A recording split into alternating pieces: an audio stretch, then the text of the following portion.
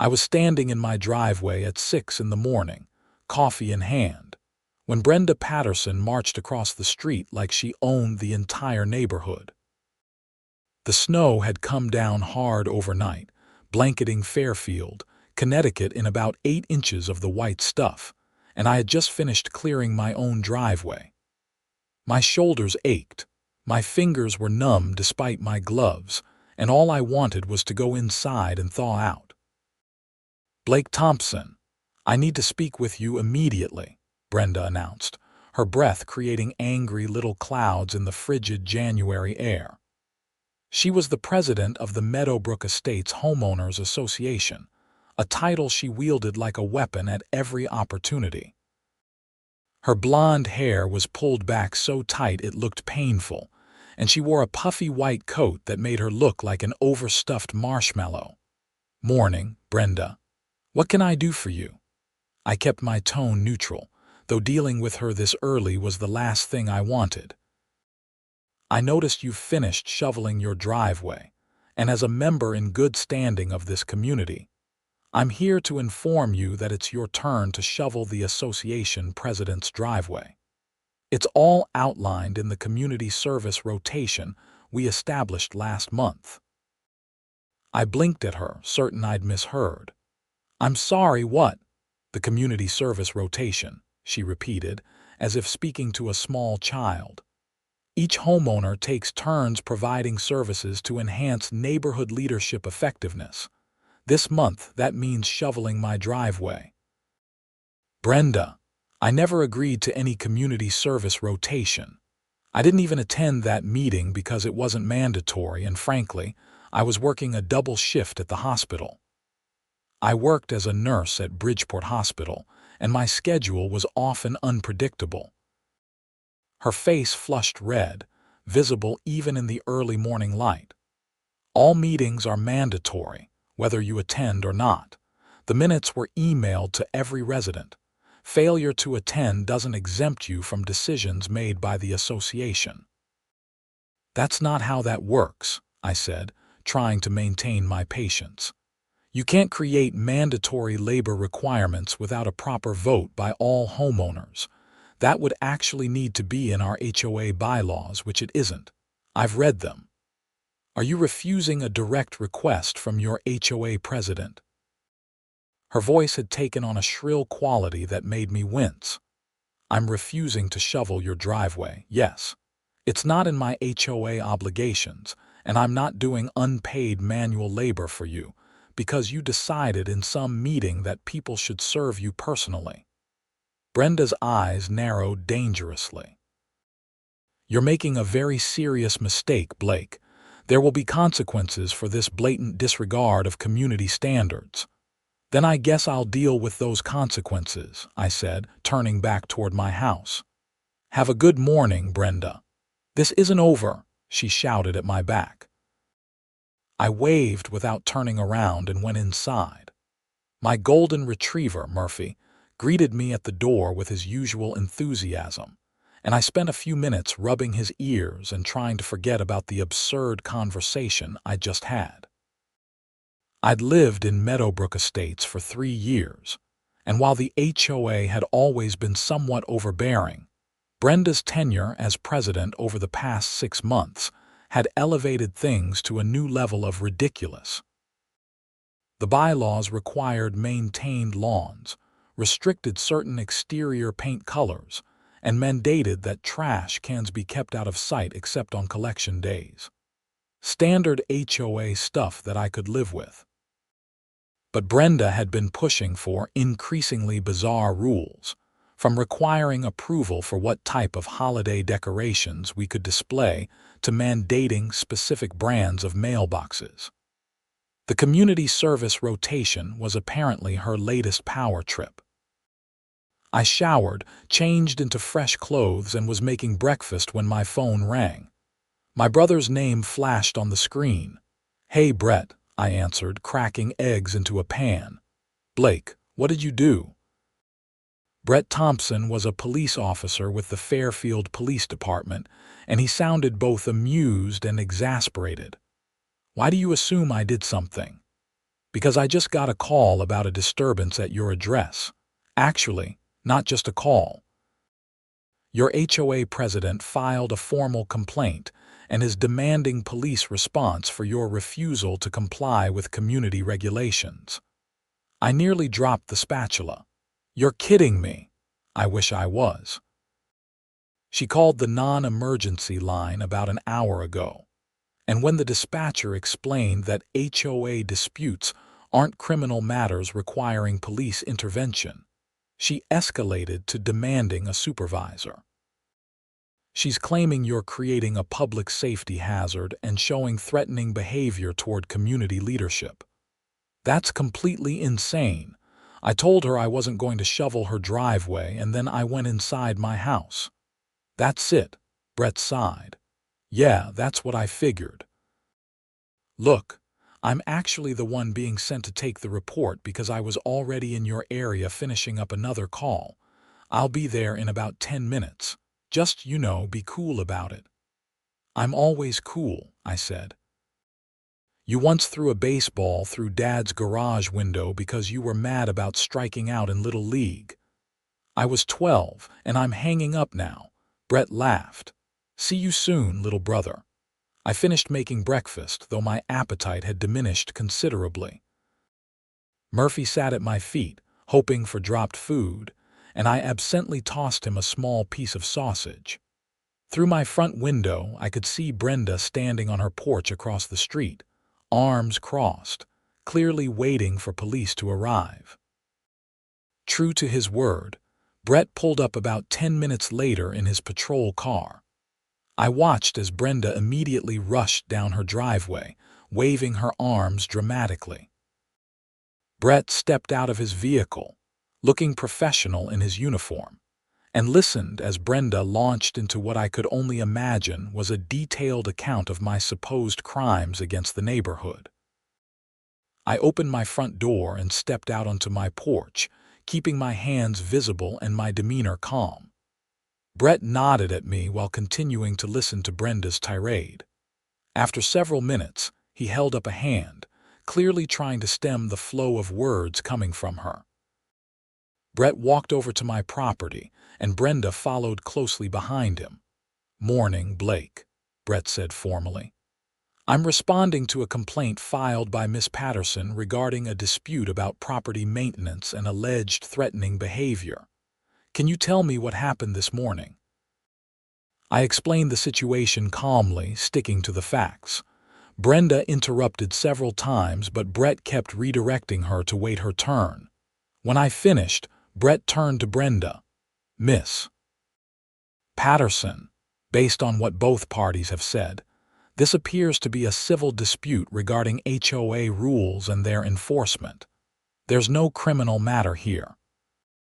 If you believe Mr. Thompson is violating HOA regulations, you'll need to address that through your association's standard procedures, possibly involving mediation or civil court if necessary." "But he refused a direct order from the HOA president," Brenda protested. "That's insubordination. He's creating a hostile environment in our community." "That's not a criminal offense," Brett explained patiently.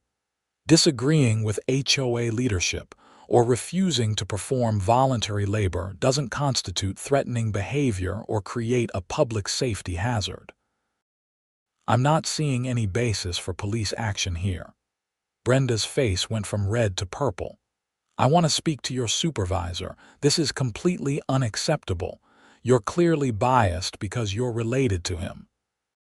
"You're welcome to file a complaint with the department," Brett said, maintaining his professional tone.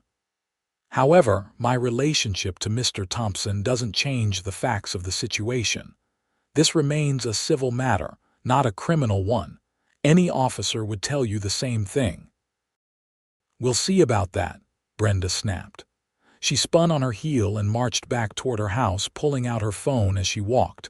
Brett watched her go, then turned to me with a slight shake of his head. "She's something else. Tell me about it. Thanks for handling that professionally." "Just doing my job," Brett said. "But seriously, Blake, watch yourself with her. People like that can make your life miserable through 1,000 small cuts. HOAs have more power than people realize when it comes to fines and liens. I know my rights and the actual bylaws. She can't enforce rules that don't exist. Doesn't mean she won't try. Just be careful, okay? Brett glanced back at Brenda's house, where she was still on her phone, gesturing animatedly. And document everything. Every interaction, every email, every letter. If this escalates, you'll want a paper trail. Will do. Coffee before you head back out. Brett checked his watch. Can't, I'm still on duty, but I'll take a rain check. Stay out of trouble. That's my line to you, I called after him as he returned to his patrol car. The rest of the day was blessedly quiet. I had the day off from the hospital, so I caught up on laundry, took Murphy for a long walk through the snow-covered neighborhood, and generally tried not to think about Brenda and her ridiculous demands. Several neighbors waved as I passed, and a few stopped to chat about the snow and weekend plans. Nobody mentioned the police car that had been outside my house that morning, though I was certain some had noticed. Around 4 in the afternoon, I found an official-looking envelope in my mailbox. It was from the Meadowbrook Estates, HOA, marked urgent. Inside was a formal notice of violation, citing me for failure to comply with community service requirements and disrespectful behavior toward association leadership. The fine was $250, due within 30 days. I read through the notice twice, then pulled out my laptop and opened the HOA bylaws document I'd saved when I first moved in. I spent an hour cross-referencing every section Brenda had cited in her violation notice. As I suspected, none of the sections actually supported her claims. The community service program she'd referenced didn't exist in the official bylaws, and there was no provision for fining homeowners who disagreed with the president. I drafted a formal response, citing the specific bylaw sections that proved my position, and included a request for the meeting minutes from the supposed mandatory meeting where this community service program had been established. I printed 3 copies, keeping one for my records, and prepared to mail the other to the HOA and deliver one directly to the management company that handled our association's administrative work. That evening, my phone rang again. This time it was my friend Marcus Chen, who lived 3 houses down from me. "Dude, what did you do to piss off Brenda?" he asked without preamble. Word travels fast. "She's been calling homeowners all afternoon, trying to drum up support for some kind of emergency meeting about your disruptive behavior and the breakdown of community values. She called me about an hour ago and spent 20 minutes complaining about you before I could get her off the phone." I groaned. She wanted me to shovel her driveway this morning, claimed it was part of some mandatory community service rotation. Marcus laughed. "You're kidding. That woman is unbelievable. She tried to fine me last month because my Christmas lights weren't the approved color temperature. I had to send her a photometric analysis from the manufacturer proving they were within specifications. This is getting out of hand." "You're not wrong. Listen, there's a group of us who are getting pretty fed up with her power trips. Maybe it's time we organized and pushed back." "The HOA board has 4 members, right? Brenda and 3 others. If we can get enough homeowners together, we could call for a vote of no confidence or push for new elections." "That's not a bad idea," I admitted. "Who else is in this group?" "Me, Linda Washington from Maple Court, Doug Reeves on Birch Lane, and Karen Sullivan, ironically enough, who lives on Oak Drive. We've all had run-ins with Brenda over the past few months. Linda got fined for having her trash can visible from the street 15 minutes before pickup time. Doug got cited for having the wrong shade of white on his front door. And Karen actually got threatened with legal action because her dog barked during what Brenda called designated quiet hours, which apparently she just made up. When were you thinking of organizing this? Soon. I'll send out some emails and see if we can meet this weekend. You in? Absolutely. After hanging up with Marcus, I felt somewhat better about the situation. At least I wasn't alone in dealing with Brenda's increasingly authoritarian approach to neighborhood management. I spent the rest of the evening researching HOA law in Connecticut, particularly focusing on the process for removing board members and the limitations on an HOA's enforcement powers. The next morning, I woke to find my car had been towed from my driveway. I stood in the empty space where my Honda Accord had been parked, coffee growing cold in my hand, staring in disbelief. Murphy whined beside me, sensing my agitation. I immediately called the Fairfield Police non-emergency line to report my vehicle stolen. The dispatcher took my information and said an officer would be by shortly to take a report. While I waited, I called the hospital to let them know I might be late for my evening shift, then started calling local towing companies to see if any of them had my car. On the fourth call, I hit pay dirt. Yeah, we've got a 2019 Honda Accord registered to Blake Thompson, the dispatcher at Angelo's Towing confirmed. Picked it up this morning from Meadowbrook Estates. HOA called for a violation of parking regulations. That car was in my own driveway, I said, keeping my voice level despite my anger. Says here it was improperly positioned and blocking community access. That's impossible. My driveway is on my private property and doesn't block anything. Look, man, you'll have to take that up with whoever called us. We just do the towing. If you want your car back, it's going to be $350 for the tow and storage, plus $50 for each additional day. I closed my eyes and counted to 10. What's your address? I'll be there as soon as I can. A patrol car pulled up just as I ended the call. The officer who stepped out was someone I didn't recognize, a young woman with dark hair pulled back in a tight bun. Mr. Thompson, I'm Officer Martinez. You called about a stolen vehicle. I explained the situation, including the ongoing dispute with the HOA president. Officer Martinez took notes, her expression growing more concerned as I spoke. So your car was on your private property, and the HOA had it towed, she clarified. That's correct. It was parked in my driveway, where I always park it.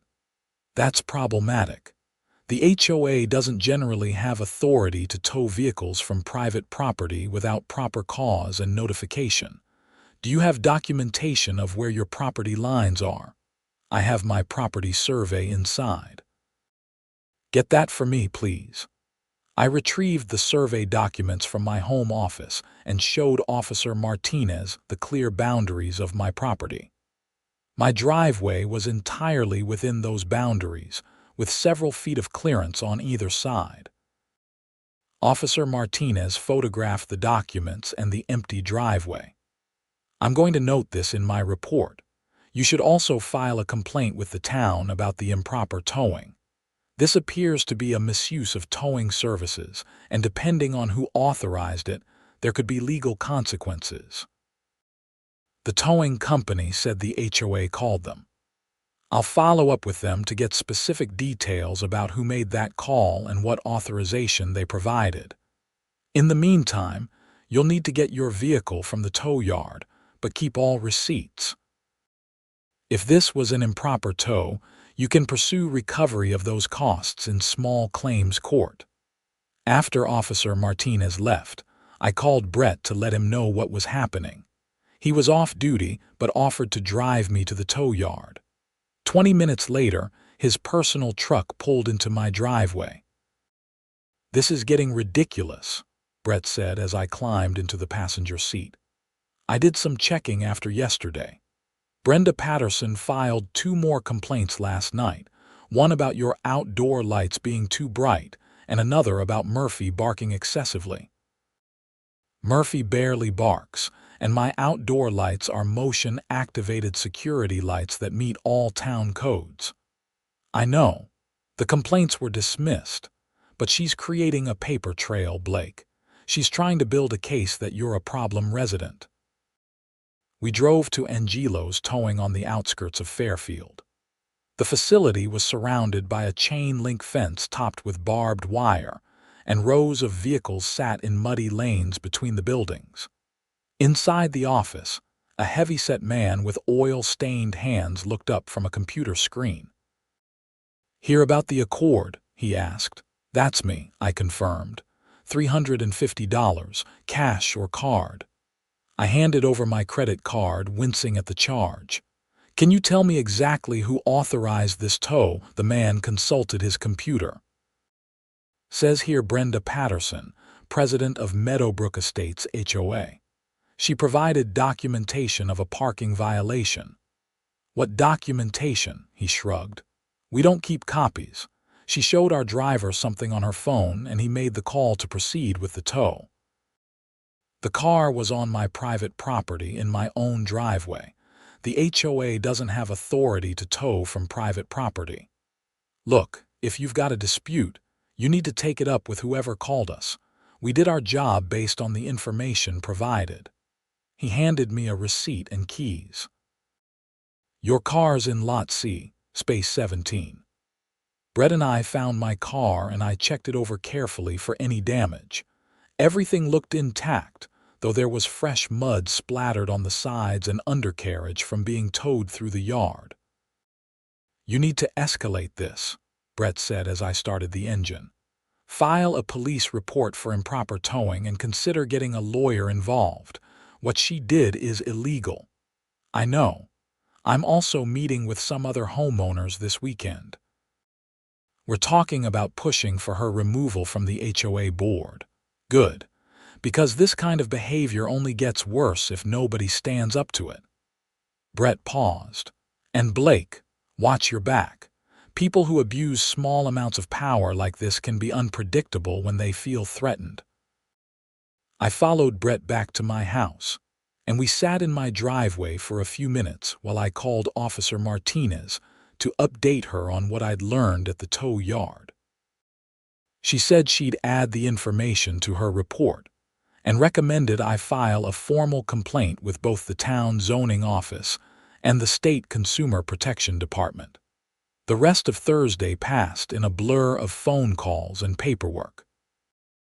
I filed complaints with every relevant agency I could find, documented every expense related to the towing, and sent a formal demand letter to Brenda Patterson personally, requesting reimbursement for the illegal tow. I also sent copies to the HOA management company and the other board members, making sure everyone was aware of what had happened. Friday morning, I received an email from the HOA management company requesting a meeting to discuss the ongoing disputes. I agreed and scheduled it for Monday afternoon, after my shift at the hospital. The weekend meeting with Marcus and the other concerned homeowners took place Saturday afternoon at Linda Washington's house. She lived in a beautiful colonial with a meticulously maintained yard, and she greeted us at the door with warm smiles and offers of coffee. In addition to Marcus, Linda, Doug, and Karen Sullivan, 3 other homeowners had shown up. Everyone had stories about Brenda's overreach and abuse of her position. Doug pulled out a folder containing every citation and fine he'd received over the past 6 months, totaling over $1,000. Karen had recordings of voicemails from Brenda, including one where she threatened to have animal control take Karen's dog if the barking complaints continued. "This has to stop," Linda said, her voice firm despite her gentle demeanor. The retired schoolteacher had lived in Meadowbrook Estates for over 15 years and had served on the HOA board herself at one point. Brenda has turned this association into her personal fiefdom. She's violating our bylaws left and right, and she's using her position to bully people she doesn't like. The question is, what can we actually do about it? Asked Tom Bradley, one of the other homeowners present. He was a lawyer, though his practice focused on corporate law rather than real estate or HOA issues. The bylaws allow for a special meeting to be called if 20% of homeowners request it in writing, Linda explained. At that meeting, we can hold a vote of no confidence in any board member. If a majority votes in favor, that board member is removed and a special election is held for the position. How many homeowners are in Meadowbrook Estates? I asked. 72, Marcus answered. So we'd need signatures from at least 15 households to call the special meeting. That shouldn't be too hard, Karen said. I know for a fact that at least 20 families are unhappy with Brenda. The problem is getting them to actually commit to action. People are afraid of retaliation. Which is exactly why we need to do this, I pointed out. Her behavior is only going to escalate. She illegally had my car towed from my own driveway. What's next? We spent the next 2 hours planning our approach. Tom agreed to draft the formal petition for a special meeting, ensuring it met all the legal requirements outlined in our bylaws. Linda offered to coordinate the signature collection, using her long-standing relationships in the neighborhood. Marcus would handle communications and create a simple website explaining the situation to any homeowners who wanted more information before signing. I volunteered to document all of Brenda's violations of the bylaws, creating a comprehensive presentation for the special meeting. We agreed to move quickly, hoping to gather signatures and schedule the meeting within 3 weeks. As I was leaving Linda's house, my phone buzzed with a text from an unknown number. I opened it to find a photo of my house with a message that read, "You should be more careful." Accidents happen to troublemakers. My blood ran cold. I showed the message to Marcus, who was walking out with me. "That's a threat," he said immediately. "You need to report that to the police." I called Brett directly, and he told me to come to the station to file a report. Marcus offered to come with me, and I accepted gratefully. At the Fairfield Police Department, Brett met us in the lobby and brought us back to his desk. I showed him the message, and he immediately began documenting it. "Can you trace where it came from?" I asked. "We can try, but if it's from a burner phone or one of those anonymous texting apps, we might not get far. I'm going to file this as criminal threatening. Given the ongoing dispute with your HOA president and her escalating behavior, she's the obvious suspect, but we need evidence." "The timing is pretty suspicious," Marcus pointed out. "Blake just met with a group of homeowners to discuss removing her from the board.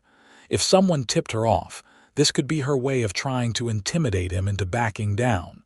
Brett nodded grimly. "That's my thought too. Blake, I want you to take this seriously. Change your locks if you haven't recently. Make sure your security system is working and vary your routine for the next few weeks. Don't make yourself an easy target. You really think she'd do something physical?" I asked, though the knot in my stomach suggested I already knew the answer. I think people who abuse power don't like being challenged, and they sometimes do stupid things when they feel cornered. Better safe than sorry. I left the police station feeling unsettled. The dispute over shoveling a driveway had spiraled into something much more serious, and I wasn't sure where it would end. Monday's meeting with the HOA management company was tense from the start. I arrived at their offices in downtown Fairfield to find Brenda already there, along with the other 3 board members: Michael Foster, Susan Reynolds, and Patricia Drummond.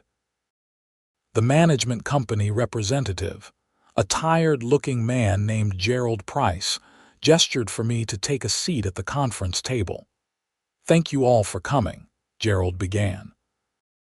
"We're here to address the ongoing disputes between Mr. Thompson and the HOA board. specifically regarding the community service program, the violation citations, and the vehicle towing incident. There shouldn't be any dispute, Brenda interrupted immediately. Mr. Thompson has repeatedly refused to comply with HOA regulations and has shown blatant disrespect for community leadership. We're well within our rights to enforce compliance through fines and other measures. Actually, you're not, I said calmly, pulling out my folder of documentation. I've reviewed the bylaws extensively, and none of the violations I've been cited for are actually supported by those bylaws.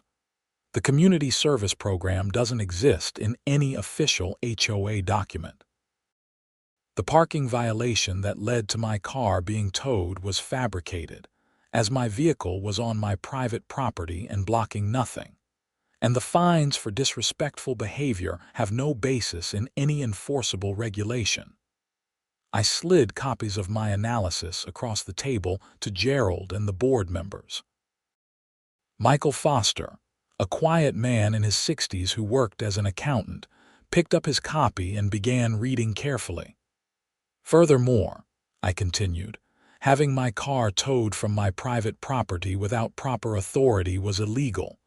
I've filed complaints with the police and several other agencies.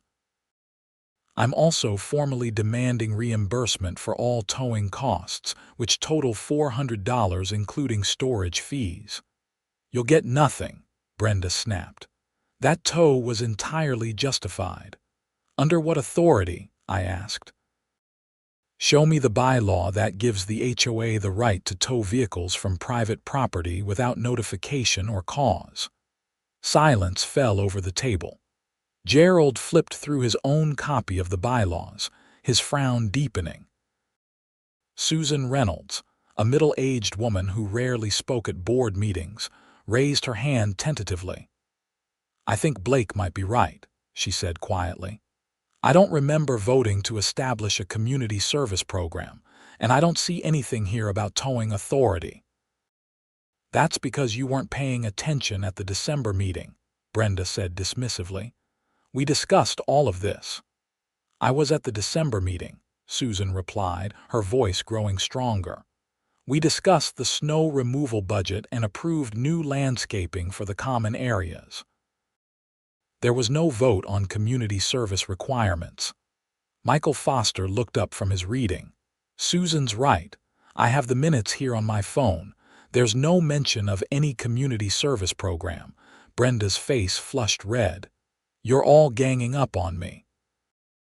This is exactly the kind of insubordination that's destroying our community values.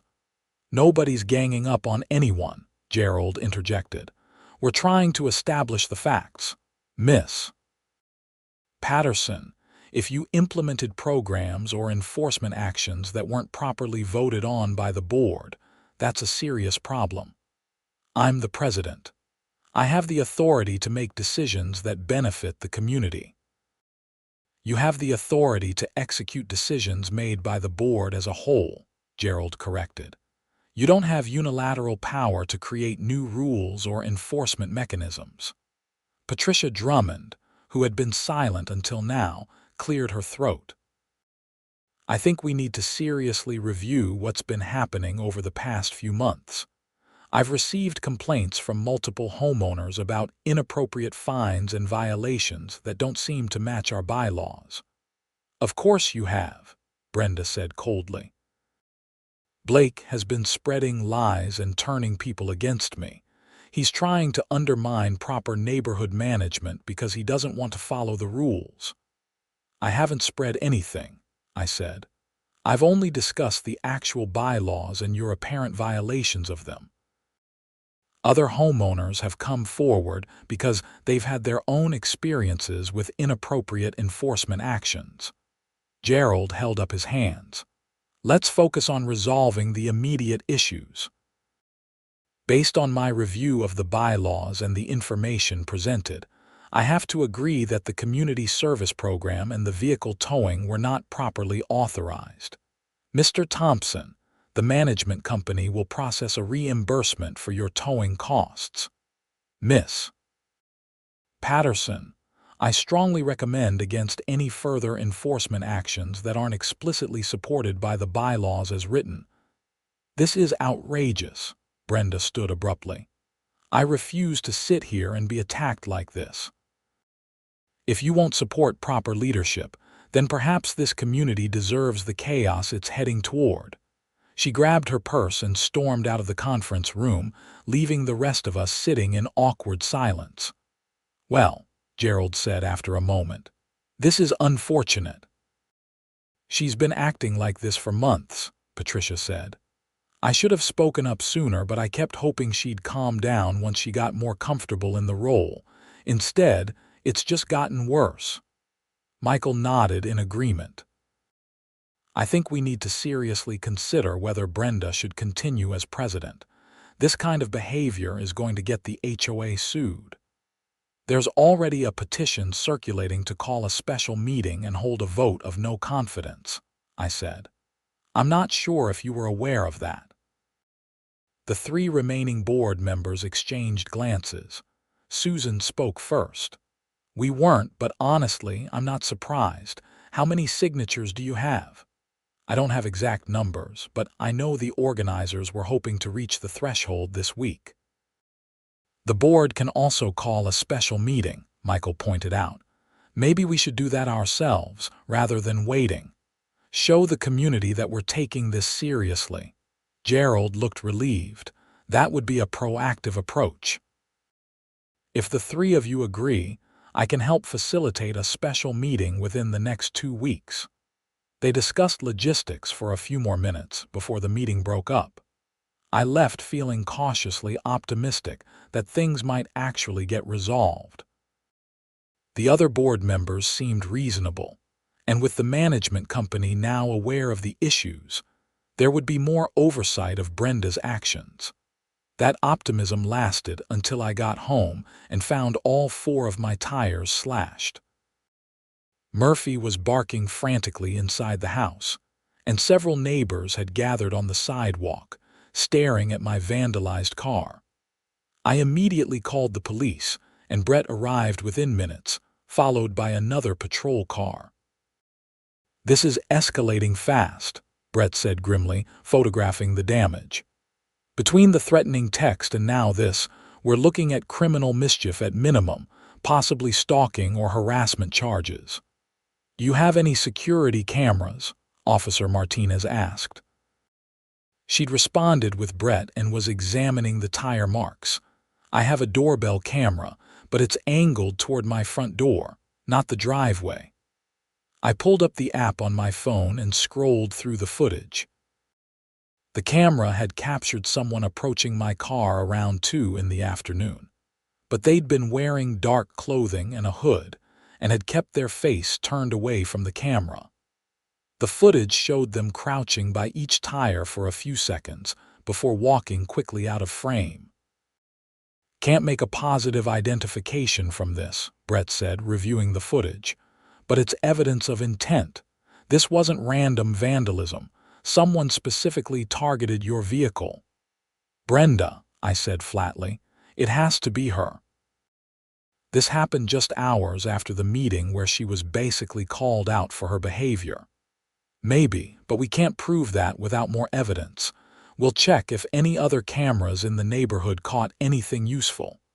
Brett put a hand on my shoulder. I'm serious about you being careful. This person is escalating their behavior, and vandalism can turn into violence pretty quickly.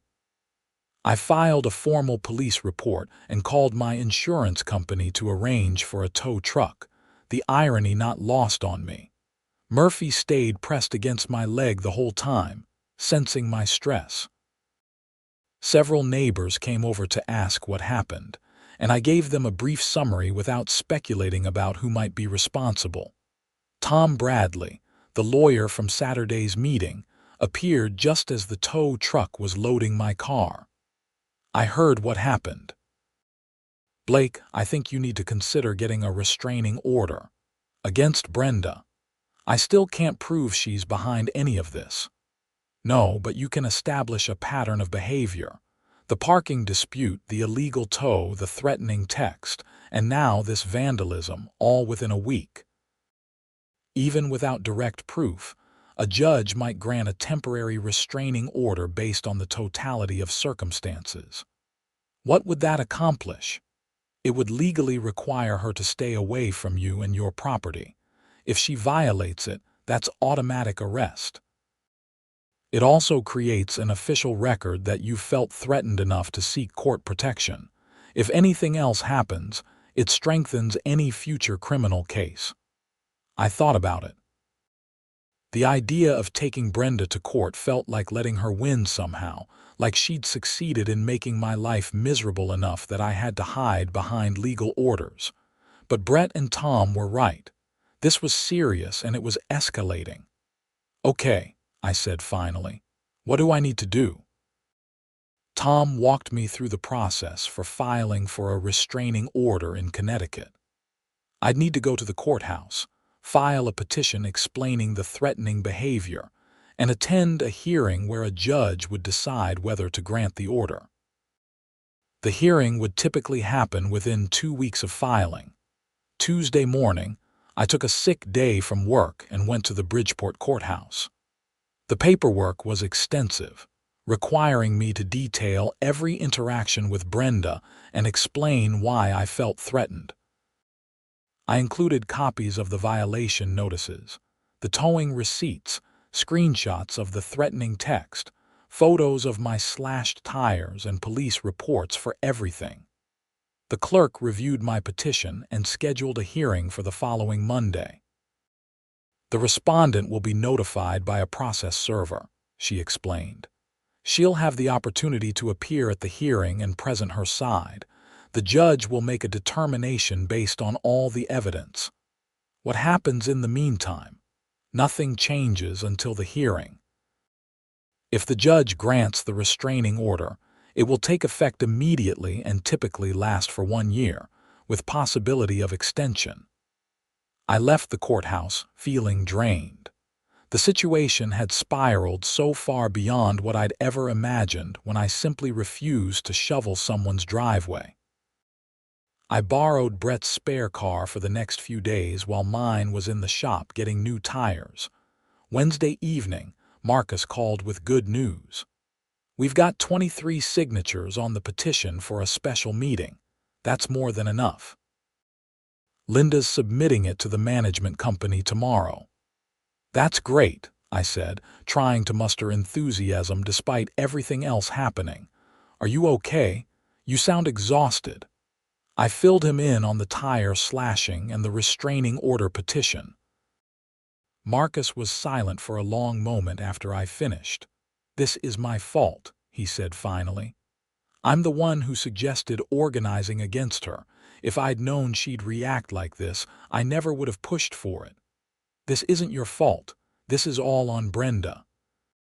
She's the one choosing to act like a criminal instead of accepting accountability for her behavior. Still, is there anything I can do to help? Just keep pushing forward with the special meeting. The sooner she's removed from the board, the sooner this hopefully stops." Thursday brought another development I wasn't expecting. Gerald Price from the management company called me at work during my lunch break. "Mr. Thompson, I wanted to give you a heads up about something.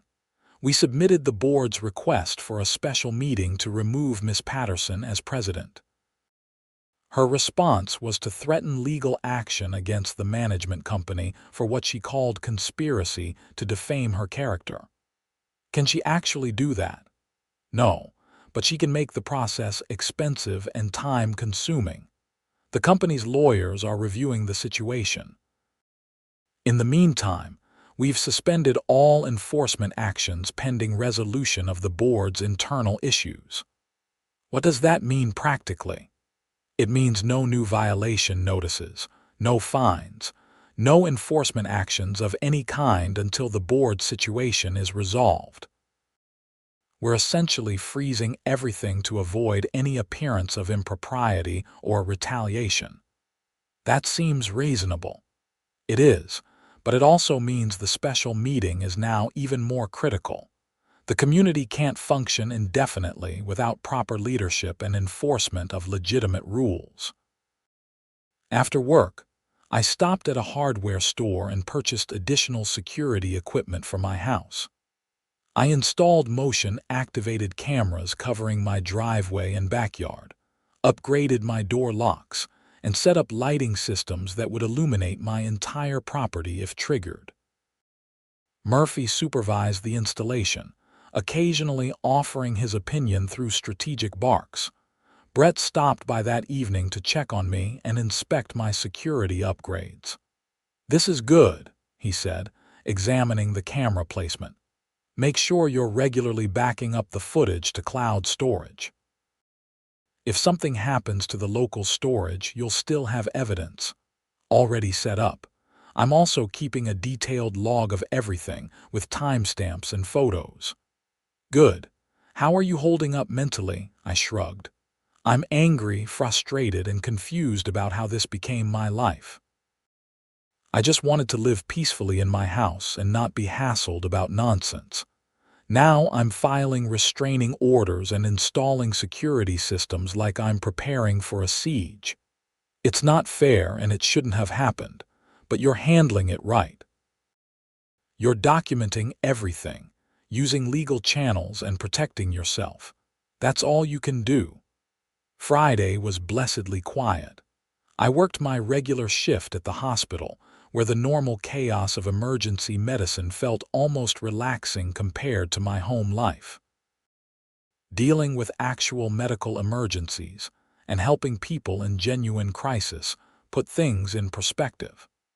My problems with an overbearing HOA president seemed almost trivial compared to the life and death situations we handled every day. But when I got home that evening, I found a certified letter from Brenda's lawyer waiting for me. It was a cease and desist notice, demanding I stop spreading defamatory statements about Brenda, threatening her, and encouraging other homeowners to harass her. It threatened legal action if I didn't comply. I photographed the letter and sent it to Brett and Tom. Tom called me back within minutes.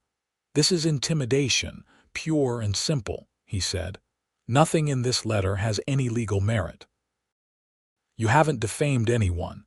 You certainly haven't threatened her, and organizing homeowners to petition for a special meeting is protected activity. Don't respond to this letter at all. Just keep it as evidence of her continuing campaign of harassment." Should I bring it to the restraining order hearing? Absolutely. It supports your claim that she's engaging in a pattern of threatening and harassing behavior. She's using the legal system to try to silence you, which is actually going to backfire on her. Saturday morning, the special meeting was officially scheduled for the following Sunday afternoon. Gerald sent an email to all homeowners explaining that the meeting would address concerns about HOA governance and include a potential vote on board leadership. The email was carefully neutral, not naming Brenda specifically but making clear that serious issues needed to be resolved. Within an hour of that email going out, my phone started ringing. The first call was from a homeowner I barely knew, thanking me for standing up to Brenda. Then another and another. By noon, I'd received calls or texts from more than a dozen people, all expressing support and confirming they'd be at the meeting. One call stood out. It was from Alina Martinez, an elderly widow who lived at the far end of the neighborhood. "Mr. Thompson, I wanted you to know that Brenda came to my house last night," Alina said, her voice shaking. "She tried to convince me to sign some kind of petition supporting her continued leadership. When I said I wanted to think about it, she became very aggressive. She told me that people who didn't support proper leadership might find themselves facing increased scrutiny of their properties."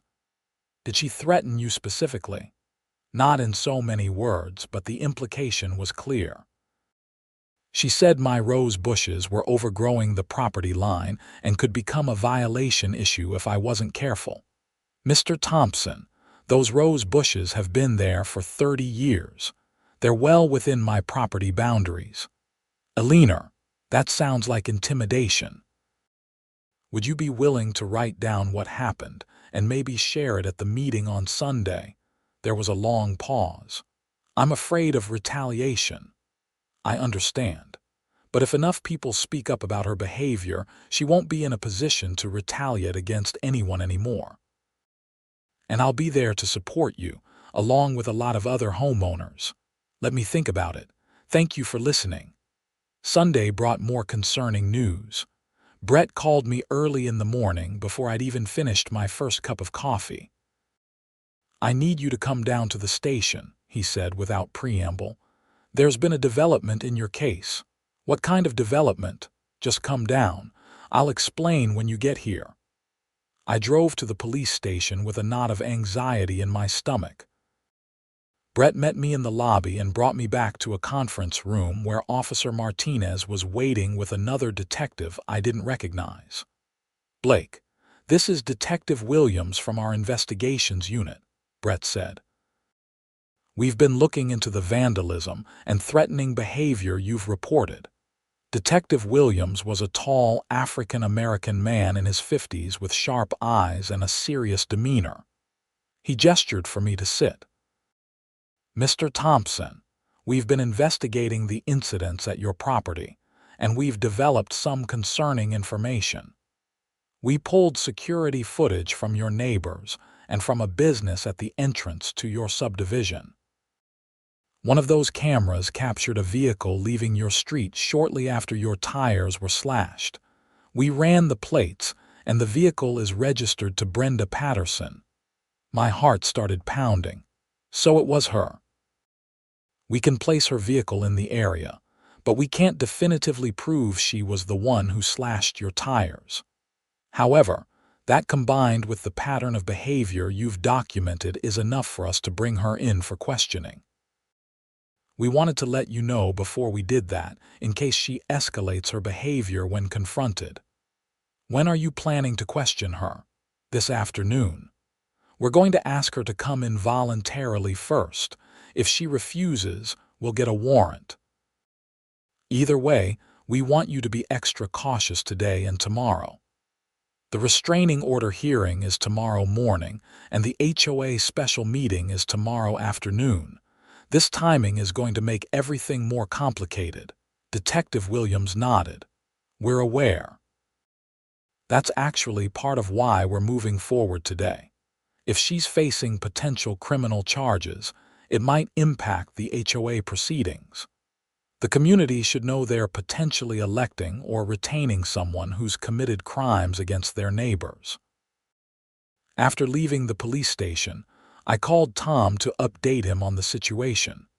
He was quiet for a long moment after I explained about Brenda's vehicle being caught on camera. This changes everything, he said finally. If she's arrested or charged before tomorrow's meetings, it could make both proceedings much simpler, but it could also make her more desperate and unpredictable. Detective Williams said the same thing. Stay somewhere else tonight. Go to your brother's place or get a hotel room. Don't be at your house until after everything tomorrow is resolved. I didn't want to be driven from my own home, but the advice was sound. I packed a bag, arranged for Marcus to watch Murphy, and drove to Brett's apartment across town. He'd already cleared it with his girlfriend, Julie, who greeted me with a sympathetic hug and immediately started making dinner. Brett told me what's been happening, Julie said, stirring pasta sauce on the stove. I cannot believe someone would act like this over an HOA dispute. It's insane. That's pretty much been my reaction to everything over the past 2 weeks, I said. Brett came out of his bedroom, changed out of his uniform into jeans and a t-shirt. Detective Williams just texted me. Brenda refused to come in voluntarily and lawyered up immediately. They're getting a warrant for her arrest on charges of criminal mischief and intimidation. Will they arrest her tonight? Probably first thing tomorrow morning. They want to execute the warrant when they're sure she'll be home and before the court hearing.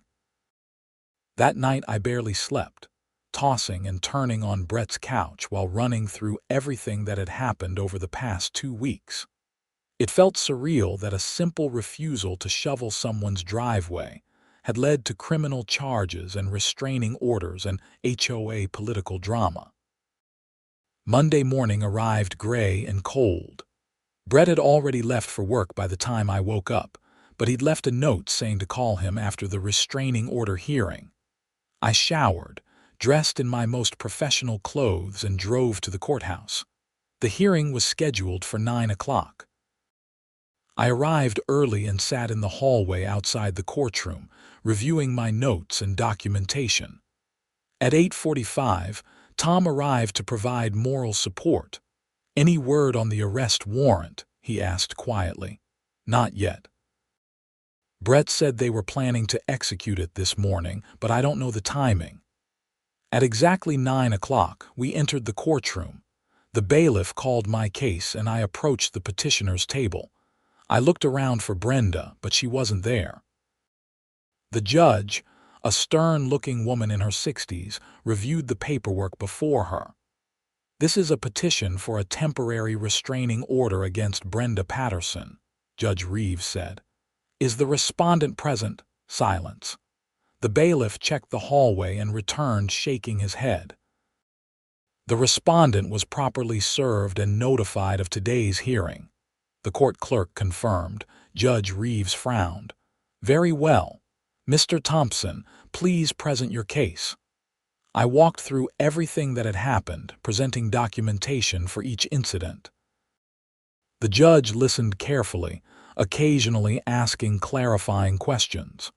When I finished, she reviewed the stack of evidence I'd provided. "This is quite a substantial pattern of behavior," she said. "The threatening text message, the vehicle vandalism, the cease and desist letter attempting to silence you from exercising your legal rights as a homeowner. Even without Miss Patterson here to present her side, the evidence is clear and concerning." She signed an order. "I'm granting a temporary restraining order for 1 year. Miss Patterson is prohibited from contacting you directly or indirectly, coming within 100 yards of your residence or workplace, or engaging in any threatening or harassing behavior toward you. Violation of this order is grounds for immediate arrest. This order will be served on her immediately." I thanked the judge and left the courtroom feeling a mix of relief and continued anxiety. The restraining order was a necessary protection, but it also meant the situation was serious enough that a judge had agreed I needed legal protection from this woman. My phone buzzed as I reached the courthouse steps. It was Brett. "They arrested Brenda an hour ago," he said. "She was brought in on the warrant for criminal mischief and intimidation. They're processing her now. She should be arraigned this afternoon. So she definitely won't be at the HOA meeting later. Definitely not. She's going to be tied up with criminal court. This probably explains why she didn't show up to the restraining order hearing either. She was already in custody." The special HOA meeting was scheduled for 2 o'clock that afternoon at the community clubhouse. I arrived early to find the parking lot already filling up. Marcus met me at the door, looking both excited and nervous. "Have you heard?" he asked immediately. "Everyone's talking about Brenda being arrested. It's all over the neighborhood." "How did word spread so fast?" "Someone saw the police at her house this morning and posted about it in the neighborhood Facebook group. The rumors have been flying all day." Inside the clubhouse, folding chairs were arranged in rows facing a table where Gerald Price sat with Michael Foster, Susan Reynolds, and Patricia Drummond. The 3 board members looked uncomfortable but determined. Nearly every seat was filled, with more people standing along the walls. At exactly 2 o'clock, Gerald called the meeting to order. "Thank you all for coming. As you know, this special meeting was called to address concerns about HOA governance and leadership. Before we proceed, I need to inform everyone that Brenda Patterson, our HOA president, will not be present today. She was arrested this morning on criminal charges unrelated to HOA business. A murmur ran through the crowd. Gerald held up his hand. The charges stem from a dispute with another homeowner and involve alleged property vandalism and intimidation. I can't discuss details of an ongoing criminal investigation, but the board felt the community should be aware of the situation given that it involves our association's president. Michael Foster stood up. In light of these developments, the board has unanimously voted to remove Brenda Patterson from her position as president, effective immediately. This action is based not just on the criminal charges, but on a pattern of behavior over the past months that has violated our bylaws and abused the authority of her office. He spent the next 20 minutes detailing Brenda's various violations, from creating unauthorized programs to levying improper fines, to exceeding her authority in ways that exposed the HOA to legal liability. The crowd listened in stunned silence. "We should have acted sooner," Susan Reynolds said when Michael finished. "Many of us knew things weren't right, but we didn't want to cause conflict. That was a mistake, and I apologize to everyone who was negatively affected by our inaction." Elena Martinez, the elderly widow I'd spoken with, raised her hand tentatively. When called on, she stood with shaking hands clutching a piece of paper. "I want to read something," she said. Her voice was quiet at first, but grew stronger as she spoke. She described Brenda's visit to her home, the thinly veiled threats, and her fear of retaliation. By the time she finished, there were tears in her eyes. "I've lived in this neighborhood for 30 years. I've never felt unsafe here until recently. Thank you to everyone who had the courage to stand up when I was too afraid to do it alone." The room erupted in applause. One by one, other homeowners stood to share their stories of Brenda's overreach and intimidation. The meeting lasted nearly 3 hours as people vented their frustrations, and the board took notes on what needed to be fixed going forward. Finally, Gerald outlined the path forward. The board will appoint an interim president from among its current members. We'll hold elections for a new full board in 90 days, giving everyone time to consider whether they'd like to run for office. In the meantime, we're suspending all enforcement actions while we conduct a comprehensive review of every citation and fine issued over the past 6 months. Any that were improper will be rescinded and refunded. "What about Blake's situation?" someone called from the crowd. "He's the one who really stood up to her. What's being done to make him whole?" I hadn't expected to be singled out, and I felt my face flush as heads turned toward me. "Mr. Thompson has already been reimbursed for the improper towing," Gerald said. "Beyond that, it's up to him whether he wants to pursue any additional remedies. The association certainly won't stand in his way, and will provide whatever documentation or support he needs." After the meeting, I was surrounded by neighbors thanking me and shaking my hand. Marcus clapped me on the shoulder, grinning. "You did it, man. You actually took her down." "We did it," I corrected. "This wouldn't have happened without everyone speaking up." Tom Bradley appeared at my elbow. "Blake, you should know that Brenda's arrest and the HOA actions today are probably going to impact her criminal case. She's facing charges of criminal mischief, intimidation, and potentially stalking. With the restraining order granted this morning and all this evidence of a pattern of abusive behavior, the prosecutor is going to have a strong case. What kind of consequences are we talking about? For the criminal mischief charge alone, she could face up to a year in jail and fines. The intimidation charges carry similar penalties. More likely, if it's her first offense, she'll get probation, mandatory counseling, and significant fines. But she'll have a criminal record, and she'll be barred from serving on the HOA board or any similar position. Over the next few weeks, things slowly returned to normal. My car was repaired and back in my driveway, this time protected by my new security system.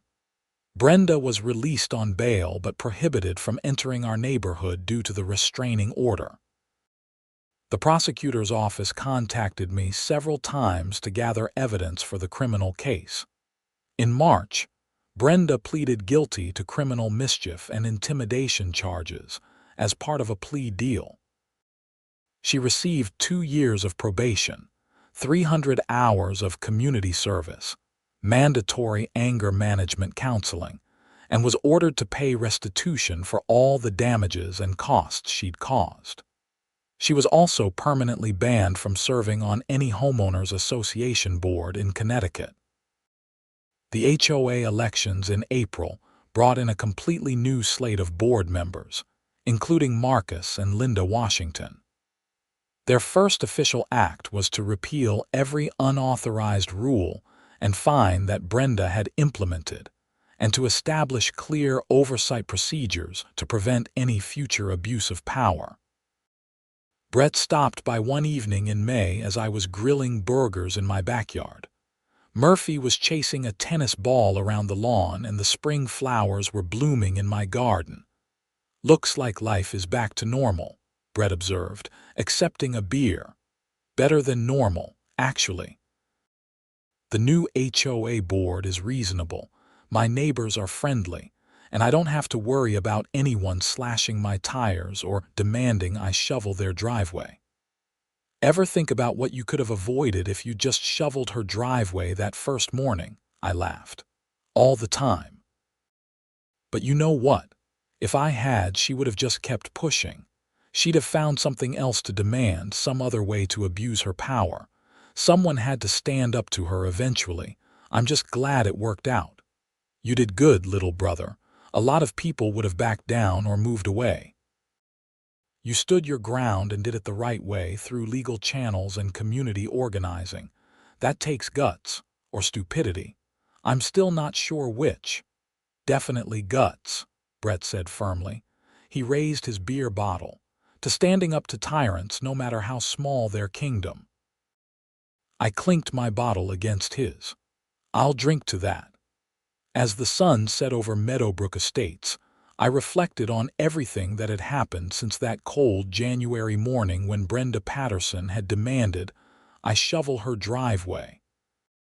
The situation had spiraled far beyond what I ever could have imagined, from HOA disputes to police involvement to criminal charges. But in the end, justice had prevailed. Brenda had been held accountable for her abusive behavior. The community had come together to demand better leadership. And I'd learned that sometimes standing up for what's right means being willing to face intimidation and threats. Murphy dropped his tennis ball at my feet, looking up with hopeful eyes. I threw it across the yard and watched him bound after it, his tail wagging joyfully. Life was good again in Meadowbrook Estates. The HOA was functioning properly, neighbors were looking out for each other, and I could park in my own driveway without fear of illegal towing or vandalism. I never did shovel Brenda's driveway, and I never regretted that refusal. Because sometimes the smallest act of resistance against injustice can spark the change an entire community needs. And in this case, my simple refusal to be bullied had freed dozens of my neighbors from a tyrant who had abused her tiny slice of power for far too long. The criminal justice system had done its job, holding Brenda accountable for her illegal actions. The HOA system had also worked, once enough people found the courage to speak up and demand proper governance. And I'd learned that family, community, and the rule of law could triumph over bullying and intimidation when good people refused to back down. As spring turned to summer, the neighborhood truly began to heal.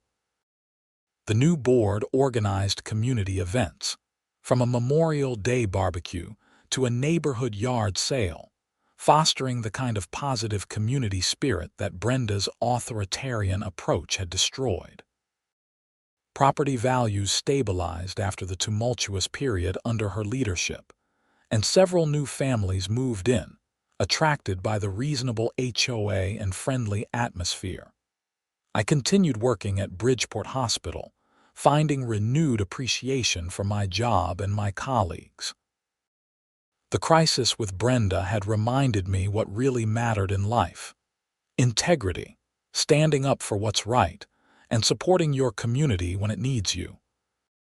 My relationship with Brett grew even stronger through the ordeal, and I gained a new appreciation for the difficult work police officers do in navigating complex situations and helping citizens seek justice. In August, Alina Martinez invited me over for tea in her beautiful garden, where those rose bushes Brenda had threatened bloomed in stunning reds and pinks. We sat on her patio, and she poured tea from a delicate porcelain set while Murphy lounged at our feet. "I never properly thanked you," Alina said, stirring honey into her cup, "for giving me the courage to speak up at that meeting. I'd been intimidated for so long, I'd forgotten what it felt like to stand up for myself." "You found your own courage," I replied. "I just gave you an opportunity to use it, perhaps, but your example mattered. When I saw you refusing to back down despite everything she threw at you, I realized I could be brave too. We all could." She was right. The situation with Brenda had brought out the best in our community, despite her intentions to divide and control us. We'd learned that unity and mutual support were stronger than any petty tyrant's threats. The following winter, when the first snow fell, I was outside shoveling my driveway again. This time, several neighbors were doing the same, and we waved to each other cheerfully. Tom Bradley, who lived down the street, finished his driveway and walked over with his shovel. "Need a hand with that?" he offered. "I'm almost done, but thanks." "No problem, that's what neighbors do." Help each other out voluntarily, not because some power-hungry HOA president demands it. We both laughed. The memory of that confrontation with Brenda had become something of a neighborhood legend, a cautionary tale about what happens when someone abuses even small amounts of authority. Looking back on everything that had happened, I realized the experience had taught me valuable lessons about civic engagement, standing up to bullies, and the importance of community. It had also reinforced my faith in systems of justice, both legal and communal. Brenda had faced consequences for her illegal actions through the criminal justice system. She'd also faced accountability through the HOA's democratic processes, when enough homeowners came together to demand change. The restraining order remained in effect, and I never saw or heard from Brenda again. According to neighborhood gossip, she'd moved out of state after her probation ended, seeking a fresh start somewhere her reputation hadn't preceded her. I hoped she'd learned from the experience and found a healthier way to engage with her community, though I had my doubts. As for me, I continued living peacefully in my home in Fairfield, enjoying my work, my neighbors, and my dog. The security cameras I'd installed remained active, but they only ever captured normal neighborhood activities. Kids riding bikes, delivery trucks, neighbors walking dogs. The threat that had necessitated them was long gone. Marcus and I remained close friends, and Linda Washington became something of a neighborhood grandmother figure, always ready with wise advice and homemade cookies. The new HOA board operated transparently and reasonably, enforcing legitimate rules while respecting homeowners' rights and privacy. It was everything a homeowners association should be, and a stark contrast to the nightmare of Brenda's tenure. On the one-year anniversary of that first confrontation, Brett came over for dinner. Julie joined us along with Marcus and his wife, and we grilled steaks and shared stories late into the evening. At one point, Brett raised his glass in a toast to Blake, who refused to shovel a driveway and accidentally saved a neighborhood. Everyone laughed and drank. The story had taken on a life of its own, growing slightly more dramatic with each retelling, but the core truth remained. One person's refusal to accept unreasonable demands had sparked a change that benefited an entire community. "I still can't believe how crazy it got," Julie said, shaking her head. "Slashed tires, arrests, restraining orders, all over shoveling a driveway." "It was never really about the driveway," Marcus pointed out. "It was about power and control." Brenda wanted to dominate people, and Blake's refusal challenged that. Everything that came after was her desperate attempt to reassert control. "Well, she failed spectacularly," Brett said, "and now she has a criminal record to show for it." The conversation drifted to other topics as the evening wore on, but I found myself reflecting on how a single moment, a single decision, can have ripple effects far beyond what you imagine. If I had shoveled Brenda's driveway that morning, I would have enabled her abusive behavior.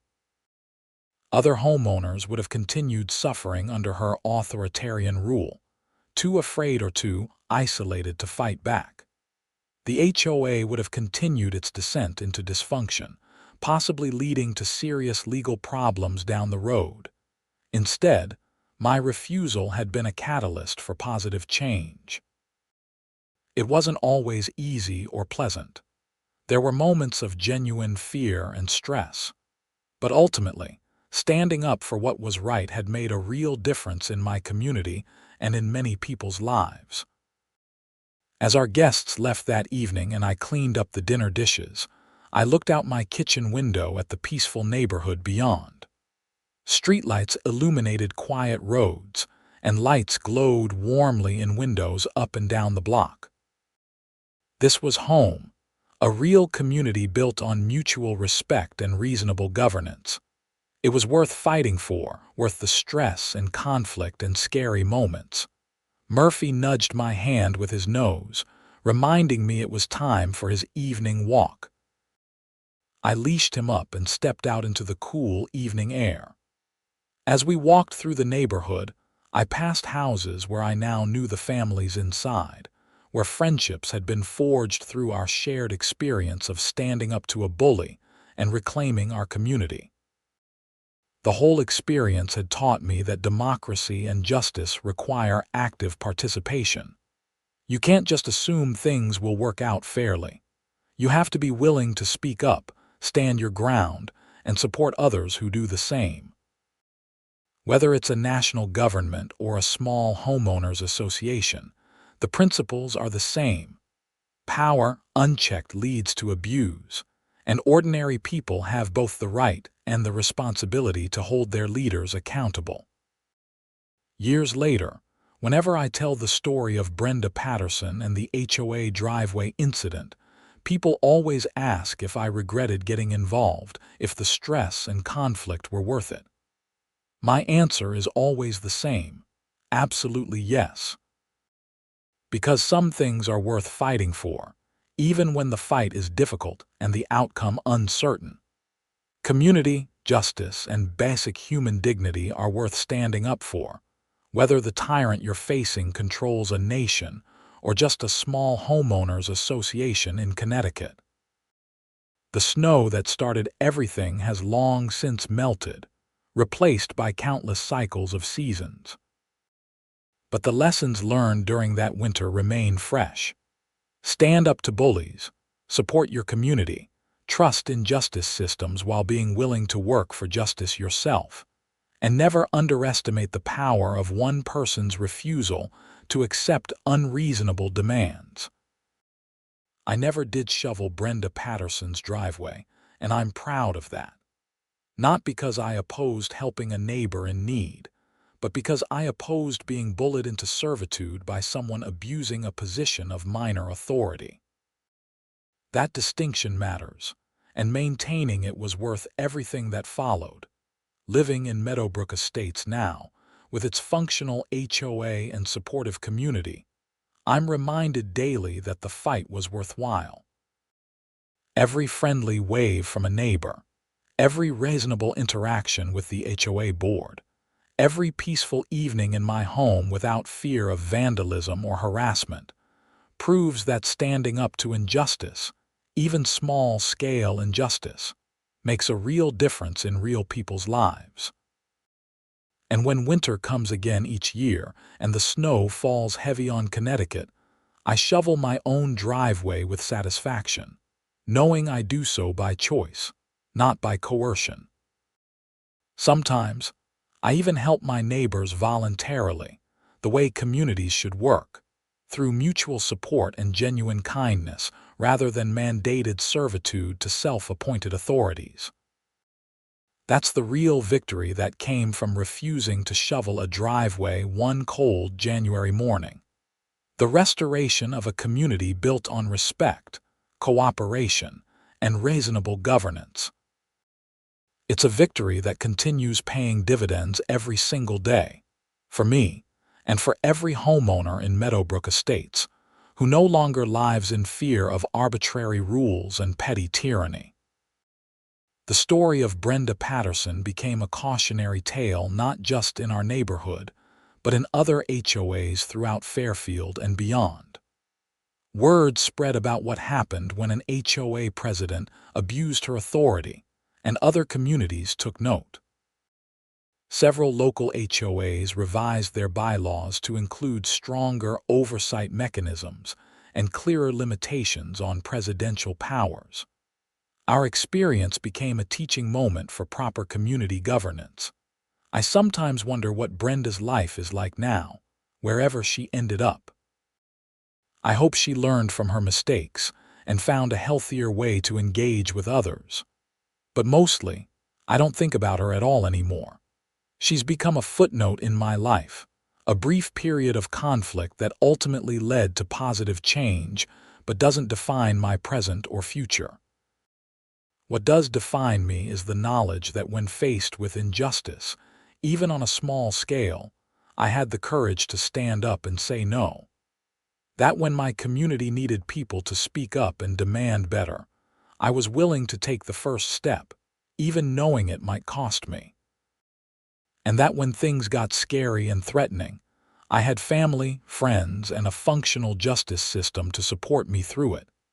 These are the lessons I carry forward. Courage matters, community matters, and standing up for what's right is always worth the cost.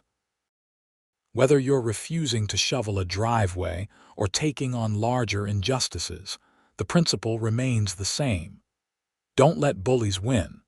Don't let abuse of power go unchallenged. And don't underestimate what ordinary people can accomplish when they stand together for what's right. As I write this now, several years after that fateful winter morning, life in Meadowbrook Estates continues peacefully. The HOA functions as it should, enforcing reasonable rules that maintain property values while respecting homeowners' rights. The community thrives with regular events and genuine neighborly support, and I live in my home without fear, surrounded by people I trust and respect. All because one morning, I refused to shovel a driveway.